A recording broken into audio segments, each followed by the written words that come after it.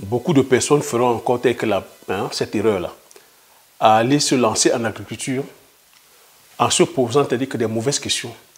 Aller se lancer dans le domaine agricole, justement, que des fois, par rapport à la part de gain, tout simplement parce qu'on veut gagner de l'argent. Des fois, les personnes se lancent par mimétisme, se lancent tout simplement parce qu'on leur a fait comprendre que voilà une spéculation qui donne 400%, c'est-à-dire qu'au bout de 3 mois, 1000% au bout de 3 mois. Et se lance généralement, et derrière, c'est beaucoup de déception. Si moi, je devais recommencer l'agriculture en 2024, voici comment je vais procéder. Et tout au long de ce plaidoyer, je vais partager avec toi mes motivations, comment est-ce que j'ai fait pour pouvoir me lancer dans le monde agricole, les choix qui sont les miens. Et pourquoi est-ce que aujourd'hui j'ai fait le choix de certaines spéculations? Pourquoi je valorise et je vulgarise les petits terroirs? Quelles sont les motivations qui m'ont amené à faire ce choix-là? Donc, avant de rentrer dans le vif du sujet, permets-moi de me présenter. Bonjour, bienvenue sur la chaîne. Si tu me découvres pour la première fois, je m'appelle Thierry Toko. Sur cette chaîne, je parle d'agriculture, je parle d'élevage, je parle d'entrepreneuriat, je parle d'investissement. Le but de la chaîne est enfin de valoriser et de vulgariser nos produits du terroir africain. Si j'ai créé la chaîne, c'est en fait de partager mes astuces et techniques business, de partager mon mindset, afin de t'aider dans tes réalisations ou dans tes futures réalisations. Je suis entrepreneur et investisseur sur les cultures telles que le poivre du Cameroun, comme on l'appelait poivre de Penja, qui a reçu son label Indication géographique protégée en 2013. Sur la culture du palmier à huile, sur la culture du Risnendon et l'autre, comme on l'appelait Apu ou Swanjansa, avec pour finalité de créer une marque spécifique dont on mettra sur le marché physique et sur le marché virtuel. Donc si tu es intéressé aussi par la production, si tu veux aussi aller impacter justement ta communauté, impacter le pays, impacter ta communauté, si tu veux atteindre la liberté financière en produisant justement l'ensemble de ces cultures-là, je t'offre l'opportunité. Regarde sous la barre de description, tu verras le lien. Prends le lien des différentes formations et rejoins-moi de l'autre côté afin qu'on puisse bâtir ton empire. Donc, j'étais en train de dire sur cette vidéo, j'aimerais partager avec vous. Je fais cette vidéo parce que la campagne agricole de 2024, c'est bientôt. On va commencer à produire à partir du mois de mars. Pour plusieurs d'entre nous qui produisons encore par rapport à la météo, on voit que c'est aussi un facteur sur lequel il faut vraiment prendre en compte. Donc, moi, je devrais recommencer l'agriculture en cette année 2024, tu sais très bien que moi, je suis dans le domaine il y a un peu plus de 10 ans. Si je devrais recommencer, la première chose sur laquelle je vais faire, c'est d'abord me connaître. Donc, si je fais ce choix, il faut bien intégrer que je fais ce choix afin que tu puisses t'en inspirer, afin que ça puisse parler à plusieurs d'entre vous.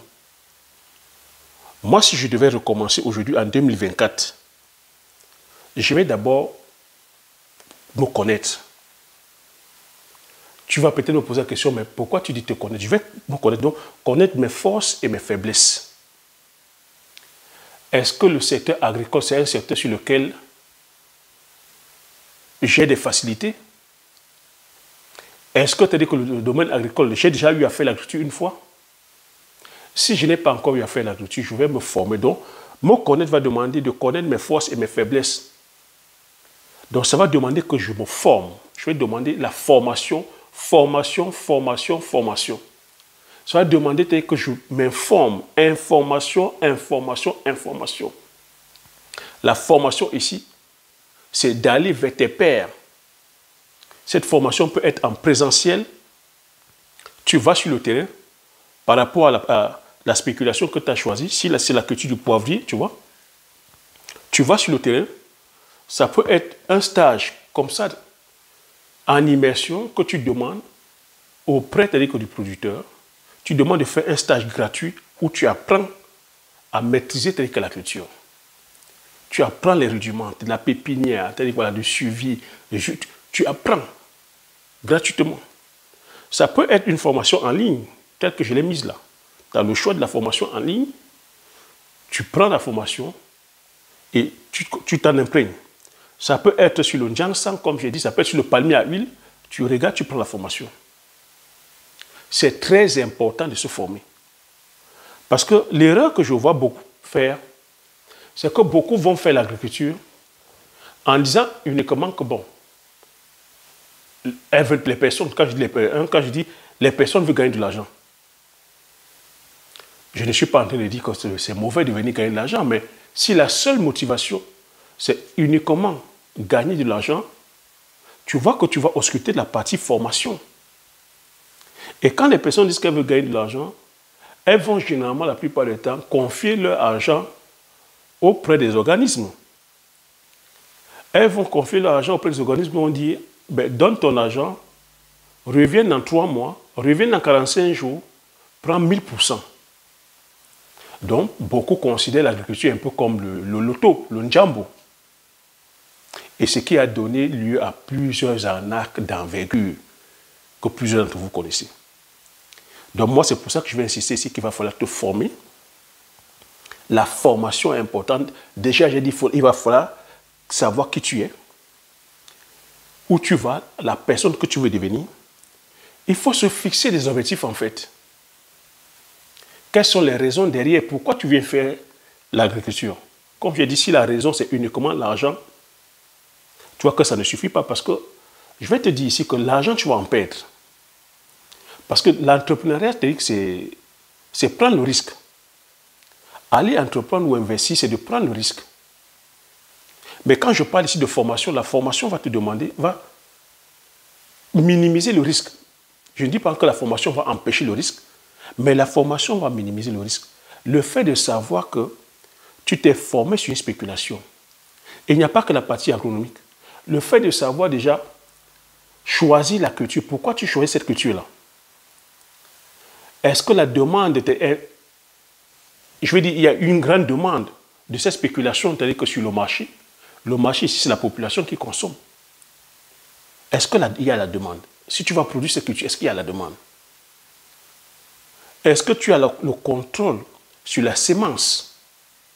Tu dois comprendre, tu dois savoir la provenance de la semence. C'est très important ce que je suis en train de dire là. Parce que si tu n'as pas le contrôle sur la semence, tu peux te dire justement louper ta campagne. Il suffit qu'il y ait une crise, comme en ce moment nous sommes sur des crises géoéconomiques, des fois géostratégiques, géopolitiques, qu'il y ait fermeture de frontières et que tu n'arrives plus à produire. Il suffit que la semence même soit frelatée. Parce que nous ne produisons pas pour l'instant les semences. Quand je parle ici des semences, tout ce qui est céréales, toutes les graines. C'est pour ça que le choix de la semence est très important. Il va falloir que tu te formes sur le modèle agricole, que tu saches c'est quoi, c'est-à-dire que l'agriculture conventionnelle, quand on dit conventionnelle industrielle, c'est quoi l'agriculture biologique, c'est quoi l'agriculture naturelle, c'est quoi la permaculture, quels sont les avantages, les inconvénients, c'est quoi l'agriculture industrielle mécanisée. Est-ce que tu as dit, voilà, pour l'instant, est-ce que tu as les capacités d'aller produire de façon intensive, mécanisée? C'est quoi la permaculture? C'est quoi l'agriculture de conservation? C'est quoi la microbiologie? C'est quoi la macrobiologie? C'est quoi, t'as dit que l'agronomie? C'est quoi la physique? C'est quoi la chimie? C'est quoi l'économie? Tu dois te former sur l'environnement, l'écologie. Donc tu vois, ça, tu vois que c'est autant de choses sur lesquelles tu dois, c'est-à-dire que voilà, avoir des compétences. Donc quand je parle ici en termes de semences, tu dois savoir si la semence, c'est-à-dire que vient de chez nous. Une fois que tu as donc le contrôle dessus, tu dois aussi savoir maintenant maîtriser, c'est-à-dire que les lois juridiques. Est-ce que c'est-à-dire que dans ton pays, l'agriculture est subventionnée? Tu dois savoir qu'en Afrique, l'agriculture n'est pas subventionnée.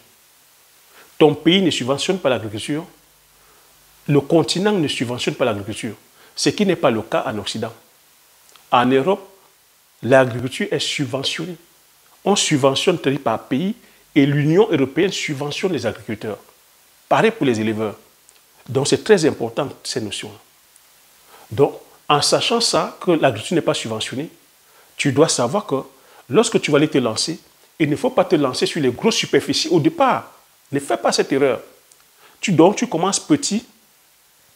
En commençant petit, ça te permet, c'est-à-dire que de minimiser le risque, de pouvoir, c'est-à-dire que voilà, commencer, même s'il y a, c'est-à-dire que des fois, c'est-à-dire que des pertes, même s'il y a des erreurs, les erreurs ne vont pas te coûter cher.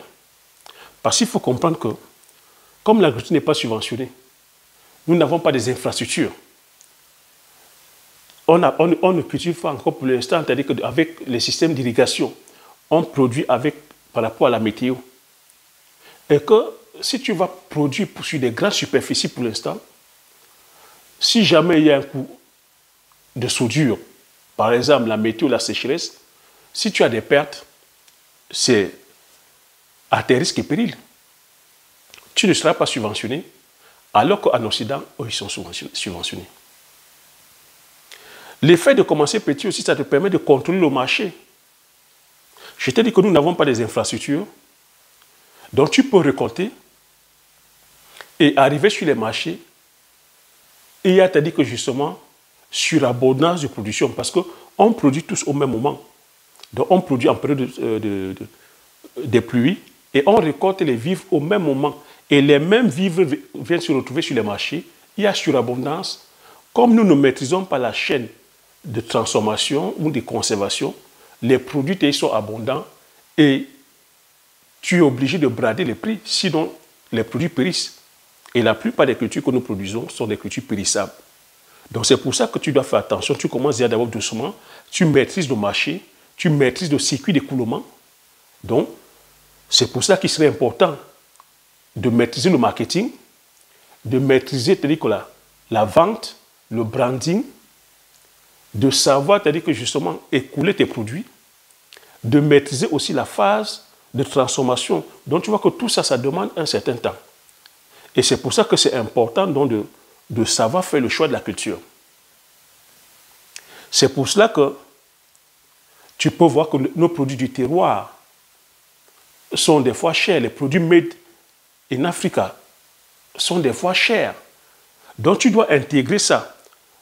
Que pourquoi est-ce que nos produits sont chers? Parce que tu vois, nous ne sommes pas subventionnés, nous ne sommes pas accompagnés, on n'a pas la logistique. Au niveau, c'est-à-dire que justement, de la transformation, on produit encore de façon artisanale. C'est ça qui ajoute le coût de production, qui élève le coût de production. Et ça fait que sur le marché, le produit soit cher. Donc toi, en tant que consommateur aussi, c'est pour ça que tu dois accompagner. Tu dois consommer les produits du terroir afin de pouvoir donner la force aux producteurs.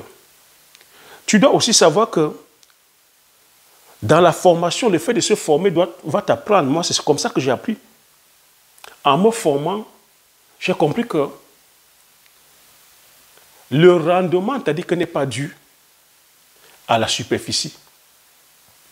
Que ce n'est pas parce que tu produis sur 100 hectares, 200 hectares que tu es rentable, que tu as un fort rendement. Que lorsqu'on va faire l'agriculture, ce qui est important, c'est le choix de la culture. Le rendement de la culture à l'hectare, la rentabilité de la culture à l'hectare. Si tu veux gagner de l'argent, c'est comme ça. Et l'avantage avec nos produits du terroir, c'est que les produits du terroir sont le macabo, la patate, l'igname, la banane douce, le plantain, le sorgho, le mil, l'arachide, le niébé, le fenouil, tu vois, le palmier à huile, le ndjansan, le bitacola, l'avocatier, le manguier, le corosolier, le poivre, toutes ces cultures-là, en termes de rendement à l'hectare, sont énormes. Une culture comme le manioc, par exemple, c'est minimum 35 tonnes l'hectare. Alors que les céréales comme le sorgho, le maïs ou le soja, c'est demi-tonnes l'hectare. Donc tu vois, c'est demi-tonnes. Et les céréales produites ici en Occident, c'est entre 6 et 7 tonnes. Donc tu vois que, et eux ici, ils produisent de façon mécanisée, ils produisent avec les engrais chimiques, ils produisent, les champs sont irrigués, Et comme je te dis, ils sont subventionnés, ils sont accompagnés. En cas d'intempérie, comme là maintenant où tu vois les pluies diluviennes, il y a inondation, ils ont des subventions en cas de catastrophe naturelle. Donc tu vois que c'est qui réduit leur coût de production. Or que toi, le producteur, si tu vas te lancer sur les céréales, tu n'es pas accompagné. Tu produis, c'est-à-dire voilà, avec tes fonds propres. Et arrivé sur le marché, ce n'est pas toi qui contrôle les prix. Les prix sont fixés ici par les grands groupes, les centrales d'achat, occidentaux. Comment tu peux donc être compétitif? Et il faut savoir que ici en Occident, c'est les plantations telles que les champs agricoles sont détenus par les fonds de pension dont les investisseurs. Tu as comme ça des millions d'investisseurs ayant des portefeuilles à des milliards de dollars qui achètent des superficies de 10 000 hectares, 20 000 hectares, 30 000 hectares, font les céréales. Et derrière ces 30 000 hectares, il faut comprendre que l'Union européenne subventionne l'agriculture selon les superficies. Donc si tu as 30 000 hectares, on te subventionne à hauteur de 30 000 hectares. Donc tu vois que rien que ces groupes-là, rien que le fait d'avoir 30 000 hectares, ils ont des subventions annuelles des fois allant de 20 millions d'euros. Rien qu'avec la superficie simple, ils ont déjà 20 millions d'euros. Donc tu vois comment toi tu vas aller compétir avec quelqu'un qui a déjà une subvention de 20 millions d'euros. Et quand il produit des céréales, ce n'est pas pour venir produire, ce n'est pas pour nourrir les humains. C'est pour aller faire encore du profit, du surprofit. C'est pour nourrir les animaux, les bêtes. Et quand la surenchère est encore là, lorsque le pétrole monte, ils vont produire l'éthanol. Donc que ce soit le soja, que ce soit le maïs, tous ces céréales-là, la betterave, ils vont produire l'éthanol afin de gagner encore plus. Et quand ils font donc ces céréales, les sacs ont été hyper subventionnés, hyper arrosés avec les produits chimiques, ils viennent donc maintenant faire du dumping chez nous en Afrique. Comment toi tu vas compétir avec quelqu'un qui est sur 60 000 hectares? Ils sont comme ça nombreux. Ils viennent en Afrique, ils viennent mettre dans les hypermarchés. Toi qui es sur 10 hectares, qui produit des milliers de tonnes l'hectare de maïs, comment tu vas compétir avec cette personne? C'est à ça que c'est la formation. Donc lorsque tu es formé, tu comprends ces enjeux-là, ça t'amène à ne pas justement choisir certaines spéculations. Moi, c'est ce choix que j'ai fait, c'est ça qui m'a amené à aller choisir les produits du terroir. Donc tu vois que quand tu es sur le manioc, les patates, les pommes de terre, tu n'as pas la compétition sur ce plan-là. Maintenant, ce qu'il faudrait faire, c'est d'avoir ce mindset de pouvoir, c'est-à-dire que passer à la phase de transformation. Il faudrait que nos ingénieurs agronomes, nos scientifiques, nos polytechniciens se mettent au travail. Mais le challenge est encore énorme. Parce que de l'autre côté, les Occidentaux ont ce gros lobbying-là, que les compagnies sémencières, les compagnies telles que la mécanisation, les compagnies de fabrication, c'est-à-dire que des engins mécaniques, les banques, c'est un consortium, c'est les mêmes personnes, les mêmes investisseurs qui investissent dans l'ensemble de ces industries-là. Ils ont un lobbying fort, ils viennent faire du lobbying chez nous en Afrique. Voilà comment ils vont corrompre certains chefs d'État. Faire du lobbying, c'est-à-dire que sur les chercheurs, c'est-à-dire africains, vu que la recherche chez nous n'est même pas du tout, c'est-à-dire que voilà, subventionnée, la recherche n'est même pas, je vais dire, accompagnée. Nos chercheurs, qu'est-ce qu'ils font? Il n'y a pas de recherche. Il n'y a pas de recherche sur le plan tel que du développement technologique. Il n'y a pas de recherche sur le plan tel que des semences. Tu vois, ils viennent faire du lobbying sur nos chercheurs. Ils viennent faire du lobbying sur nos agronomes. Ils font du lobbying sur nos chefs d'État. Voilà comment ils ramènent ces semences-là, dites des fois hybrides, d'autres dites OGM, faire du dumping sur nos semences. On retrouve aujourd'hui des ingénieurs agronomes qui sont là, qui ne sont pas sur le terrain, qui sont uniquement là à vendre les semences, à vendre les produits phytosanitaires. C'est de ça qu'il s'agit. Face à ça, comment tu veux que le producteur, celui qui produit de façon naturelle, puisse faire compétition?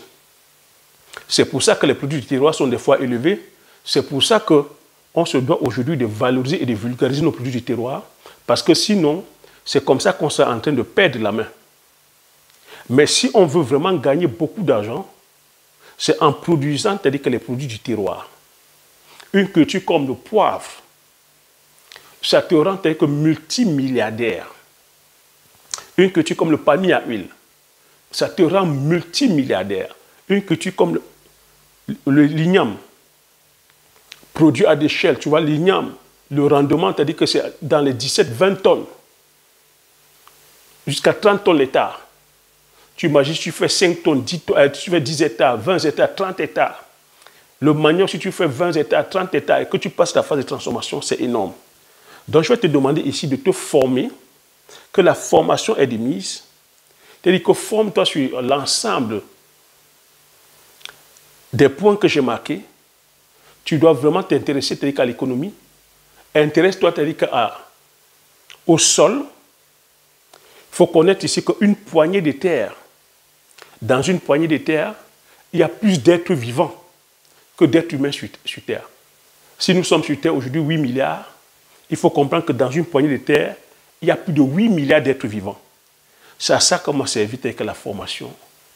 Et ça m'a amené à aller faire l'étude de la micro et la macrobiologie. Je me suis intéressé à tous ces bêtes-là que vous voyez, les insectes, les scolomboles, les scarabées, les vers de terre, les fourmis, les mille-pattes, parce que c'est tout ça qui fait le travail. Il faut comprendre ici que la plante, les besoins de la plante maintenant, quand tu es dans la biologie, la plante a besoin, c'est-à-dire que de lumière, la plante a besoin du soleil, a besoin de la pluie, a besoin de l'oxygène et a besoin, c'est-à-dire que des nutriments, des oligo-éléments.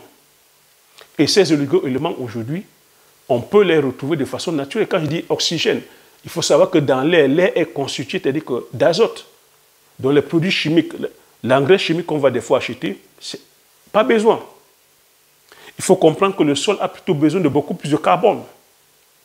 Donc c'est à ça que c'est la formation. Lorsque tu te formes, tu comprends ça, tu n'as plus besoin d'utiliser les engrais chimiques.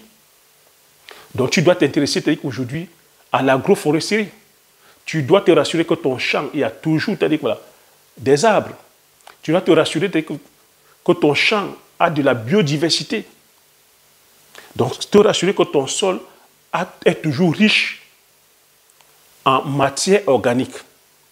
Parce que toi, en tant que producteur ou productrice, ton rôle, c'est de te rassurer à chaque fois qu'il y a de la matière organique sur ton sol. Donc la matière organique ici, c'est ce qu'on appelle la bonne terre noire. Et pour produire cette matière organique, tu dois plutôt ramener aujourd'hui, ça peut être les matières organiques, c'est-à-dire matière animale, c'est-à-dire les fientes de poule, les bousses de vache, les crottes, les lisiers de porc. Ça peut être aujourd'hui aussi matière organique végétale, hein, les pailles. Ça peut être les branches d'arbres qui tombent, les feuilles d'arbres qui tombent. Donc tu dois continuer à nourrir la microfaune. Tu dois t'intéresser aujourd'hui à l'environnement. Tu dois comprendre aujourd'hui que si aujourd'hui on a le réchauffement climatique, c'est par rapport à nos pratiques. C'est par rapport à nos pratiques agricoles, c'est par rapport à notre mode de consommation, c'est par rapport à notre mode, je vais dire, nos modèles de construction aussi, l'habitat, c'est par rapport aux industries, c'est par rapport à nos modes de déplacement, c'est-à-dire que l'automobile, c'est tout ça qui crée aujourd'hui, c'est-à-dire que la pollution qui crée, je vais dire, le réchauffement climatique. Donc, ton sol aussi, tu dois comprendre qu'un sol vivant ne doit pas être nu, un sol vivant ne doit pas être à chaque fois labouré. Donc, savoir faire le choix de la mécanisation, éviter la mécanisation, éviter de faire travailler ton sol, de te retourner ton sol. C'est comme ça que de façon pensée, tu peux te lancer et savoir que l'agriculture, si tu veux gagner beaucoup d'argent, c'est en faisant le choix, c'est-à-dire que de nos produits du terroir. Parce que si tu vas faire le choix des semences venues d'ailleurs ou des modèles agricoles venus d'ailleurs, si tu vas faire le choix de l'agriculture intensive, mécanisée et industrialisée, tu vois que pour l'instant, nous n'avons pas les politiques de nos moyens. On a signé les accords de libre-échange, mais nous produisons quoi?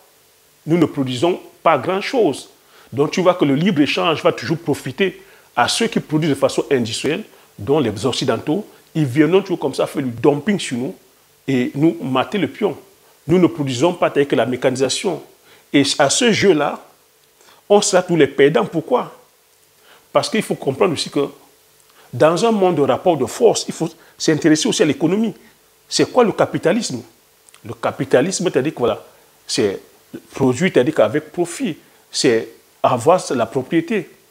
Mais maintenant, c'est un jeu aussi qui ne profite qu'aux puissants. Puisque nous sommes aujourd'hui dans un monde de rapport de force. Tu vois, si tu n'es pas en train de produire, tu seras tout simplement en train de consommer. Et dans un monde de ce rapport de force, lorsque tu consommes et que tu deviens dépendant, on te bloque avec ça.